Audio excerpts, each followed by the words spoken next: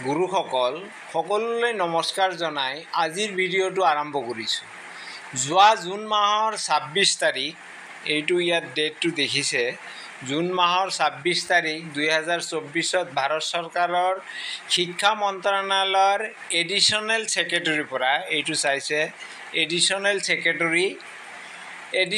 ছেক্ৰেটৰীৰ পৰা এই চিঠিখন প্ৰতিখন ৰাজ্যৰ additional chief secretary, principal secretary education, nodal department for implementation of PM পোষণলৈ পঠাইছিল।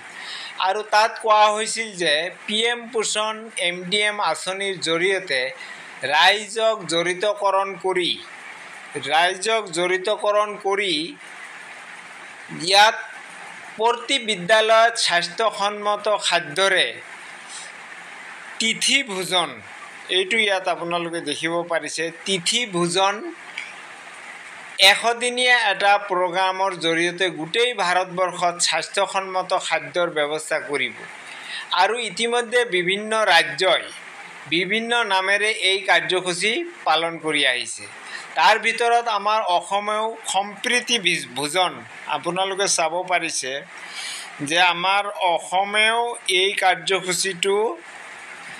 কাৰ্যসূচীটো সম্প্ৰীতি ভোজন নামেৰে নামাকৰণ কৰি ইতিমধ্যে এই কামটো চলাই আছে। এই অসমত দেখিছে, ইয়াত আপোনালোকে চাব পাৰিছে সম্প্ৰীতি ভোজন ইন আছাম। অসমত আমি সম্প্ৰীতি ভোজন নামেৰে এই আঁচনিখন চিনি পাওঁ। আৰু সেইটো এই যে ওপৰত উল্লেখ কৰিছে তিথি ভোজন, সেই আঁচনিৰেই নামটো সলাই এই ৰাজ্যত, অসম ৰাজ্যত এই সম্প্ৰীতি ভোজন নামেৰে এই আঁচনিখন চলি আছে। আৰু ইয়াত এটা বস্তু আপোনালোকে চাব, তাৰ ভিতৰত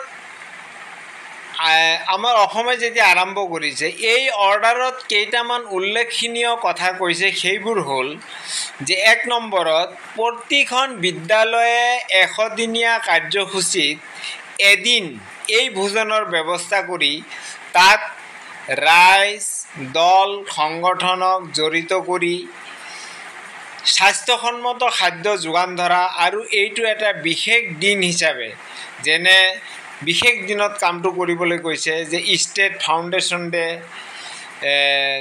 বাৰ্থডে অফ নেশ্যনেল হিৰো, ছাত্ৰৰ জন্ম, শিক্ষকৰ জন্ম, এনেকুৱা দিনত পালন কৰিবলৈ কোৱা হৈছে।